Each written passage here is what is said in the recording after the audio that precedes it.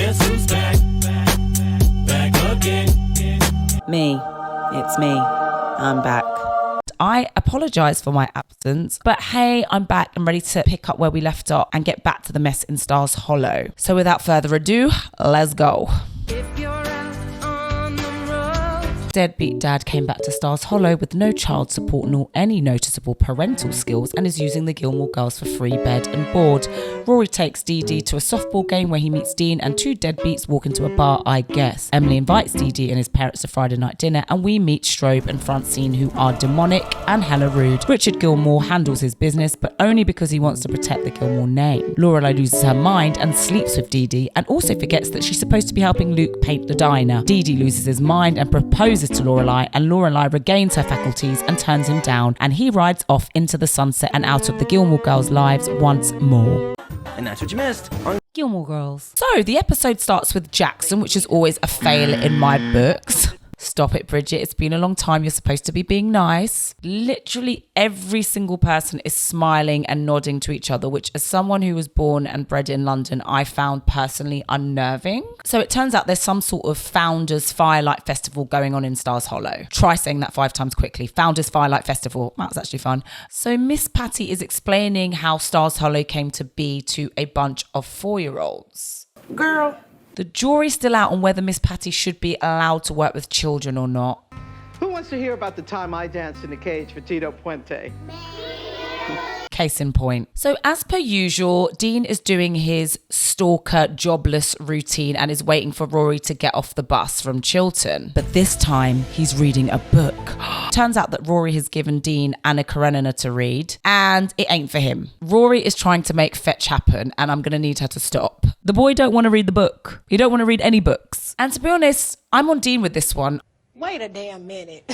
I know, shock horror. If the boy's not into reading Tolstoy, he's not into reading Tolstoy. Like, let him be. Let him Dean. Okay, I actually need to calm down because there is no way on God's green earth I'm becoming a Dean apologist. He still sounds hella annoying when he's rejecting the reader material, so there's that. So Dean is asking Rory what she's doing on Friday night, knowing full well that she goes to her grandparents every single Friday night for Friday night dinner. Sir, you've been knowing this. And Rory suggests that maybe they could catch the end of the festival when she's back, and Dean, as usual, ignores her suggestion. Pray tell, what do these two have in common? Nothing!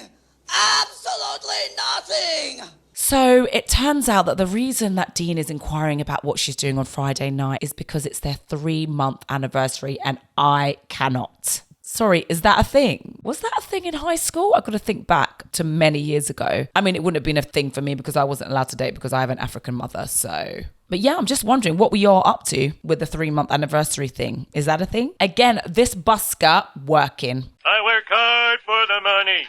So hard for the money. So, miracle of miracles. No, put that away. I want to cook. I personally thought this day would never arrive, but apparently it has. Having said that, Lorelai is looking at a hamburger helper, so saying that she wants to cook is a reach, but it's a start. So Lorelai is in a mood because the town is in full-on love mode and she's not here for it. And Rory decides to bring up Max Medina, our mortal enemy. Now, if I never heard that man's name again, it would have been too soon. I thought we got rid of Max. Obviously, I don't want him to die or anything drastic like that, but I just thought maybe he'd skipped town and wasn't coming back. He best not come back. I'm serious. Don't do it. And how is she even back on the Max Medina train when she still has unfinished business with Luke? Can't keep up. Rory asks Lorelai if she can skip out on Friday night dinner because of the 3-month anniversary. And Lorelai is basically me. And she's like, 3 months? Wow. Oh no, I'm going to try to help you because I care. Emily Gilmore, however. And to be honest, I was absolutely shooketh when Emily said yes. All right. What? Has she had an aneurysm? Should someone do a welfare check on Emily Gilmore? Guess who's back? Back again. Chilton and Tristan, Yay! who appears to have acquired a girlfriend that for some reason he cannot stop kissing. They're also kissing by Paris and Rory's locker, which feels intentional. Tristan acts like he was too busy kissing to have noticed that Rory was even there, and we all know that is a damn lie. Sir, you a lie. We know you are blatantly obsessed with Rory Gilmore. Stop it. Are you not embarrassed? This is really embarrassing. His girlfriend is a bitch. This girl tells Paris that she should grow out bangs to hide her forehead. And honestly, Paris looks like she wants to knock her out. I don't condone violence. However, I kind of wish she had. So at the Independence Inn, and Lorelai is pissed. Everyone in Stars Hollow appears to be in love, including Jackson and Suki. Look, I really want to be happy for Suki. I really do, but it's Jackson. Lorelai catches them in a moment, and at least they have the good sense to look ashamed of themselves. So Michelle, fabulous Michelle, is on the phone to what appears to be his lover. Pray tell, who is that? Are we going to meet them? Anyway, Lorelai nearly gets decapitated by a falling star, and I'm so pleased she didn't. I am. So into the diner walks an absolute stunner of a woman. Wow. Luke's ex, Rachel. My jaw was on the floor, and so was Luke's, to be honest. Lorelai looks hella uncomfortable, and to be honest, my sympathies have run out. You've had plenty of chances to sort that one out, mate. Why were you in the Mideast? I was doing a photo story on how Palestinian and Israeli families have been affected by the violence. Incredibly depressing that the news cycle hasn't changed in 25 years. Lorelai's doing Rory's hair for her date, and she's complaining about what an idiot she made of herself in front of Rachel. And it's like, if you're unbothered by Luke, why are you bothered by his ex? I credit where credit is due. Rory looks stunning. Wow. This fit, yeah, it can stay. It really feels like a momentous occasion because Rory is not a fashion girly. Exhibit A. Anyway, Lorelai, jealousy is a disease, get well soon. Then she utters the dreaded words that I thought we may be able to avoid forever. I miss Max. Also, can we just do a quick head count of the men who've been introduced to Lorelai's life? This is not me slut shaming, by the way. We have Max Medina, Luke Danes, Deadbeat Dad. Some honourable mentions. Episode 1 creepy guy that liked both Lorelai and Rory. Chilton Dad. Hey, don't hate the player. Anyway, back to the inappropriate relationship that Lorelai has with her daughter. I dreamed about him the other night. Really? Dirty? No, absolutely not. And when you're 21, I'll tell you the real answer. So Rory's obviously getting ready for her date with Dean for their 3-month anniversary dinner. But wow, what a moment. And thankfully, Lorelai stops Rory in her tracks from adding either of these ghastly options to what is a beautiful dress. Because goddamn, she can't dress at all. I'm ashamed to be seen with her sometimes, to be honest. Lane comes round the house to see Rory off and his girlfriend of the year as per. We stan Lane around here. You already know what time it is. So Lorelai still has to pull up to Emily Gilmore's house because it is still Friday night dinner after all. Emily looks thrilled to see Lorelai as per. You're late. And cue awkward conversation with Richard Gilmore. Everything is restored. Lorelai is still butthurt about being single, sick of reminding her that she has options. One of her options is appropriate and hot. But I digress. So Emily has invited this guy called Chase over, presumably as a setup for Lorelai.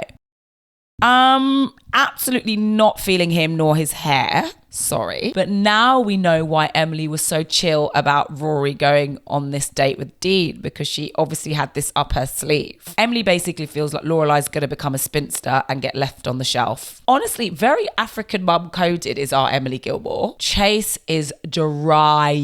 And even Richard Gilmore clocks that. Meanwhile, at the 3-month anniversary dinner, Dean is wearing his I Am a Stalker outfit. On a serious note, why does everything that Dean says come out as demanding or angry? Well, you shouldn't have to decide. I mean, tonight you should have everything that you want. It's just giving terrifying, especially against the background of Rory's baby voice. Sounds very official. Are there spacesuits involved? However, he is taking his girl to dinner, so points there, I guess. I'm being mean. It's cute that he's made some sort of an effort, but... Like any day now. That train's never late. Back at Emily Gilmore's, and Chase is getting drier with each course. Well, I worked hard and the company was very good to me. You know a thing or two about company loyalty, I assume, Richard? He, like Emily and Richard, does not seem to understand Lorelai Gilmore's sense of humour at all. And apparently has none of his own to sprinkle into the conversation. He's giving Red Pill Man. Sorry to this man. The festival at Stars Hollow is well underway, and so Rory and Dean make their way over there after their dinner. Again, the crowd scenes are giving diversity.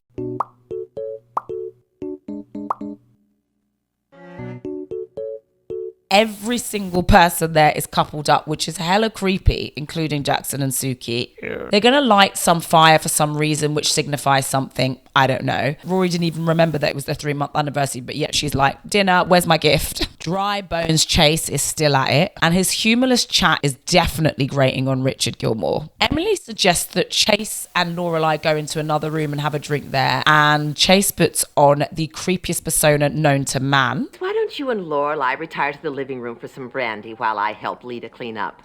Well, you do what? That sounds lovely. Shall we? Run, bitch! Run! So Lorelai does what any other self-respecting human would do, and she tries to escape out of her childhood bedroom window. Please do not make me go back down there, because that guy is boring. Emily, she's not up here. So at a deserted car junkyard, Dean is going to show Rory her surprise and... Wow. Okay, pause. I don't remember her expressing even a vague interest in cars. You getting that? I'm getting it. I don't get it. A book voucher would suffice. That is what she's into. When Rory asks, why are you building me a car? He's like, oh, so that you can spend less time on the bus and we can spend more time together.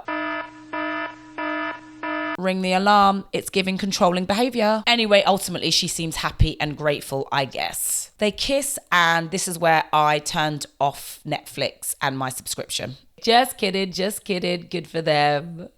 And then Dean. I go and spoil it all by saying something stupid like I love you. And Rory just stares blankly at him, shocked. And again, I don't blame her. Whilst I think 3 months is a good enough time to determine whether you're in love, they are children and they have nothing in common. And he is weird. In true Dean fashion, he takes it badly and is defensive. No, I just have to think about it for a minute. Think about what? Bruh. What the hell does that mean? I mean, my mom said that she loved my dad, and then... You don't get pregnant saying I love you. You tripping, bro. Please, I swear, I just need a minute. Whatever. It doesn't matter, Bro, right? bro. Honestly, this guy is a lot. So back at the festival, and Luke's ex Rachel is taking pictures of couples in the town. Hey, I guess it makes a change from taking photos of war-torn countries. So she spots Luke on a bench and she goes over, and he finally asks her, what are you doing back in Stars Hollow? And honestly, inquiring minds who fancy Luke want to know. She's pretty coy about it and doesn't really give a straight answer, and then she straight up asks him what is going on with him and Lorelai. Luke is adorable, and he kind of confides that he's also confused as hell about the relationship with Lorelai, but that he's happy to see Rachel. Oh my God. Cliffhanger.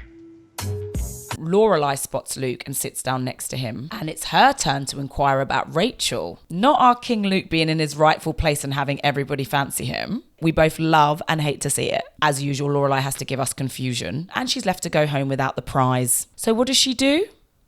She calls Max Medina. You done lost your damn mind. When you get your damn mind, you call me. And yet again, I'm done with Lorelai.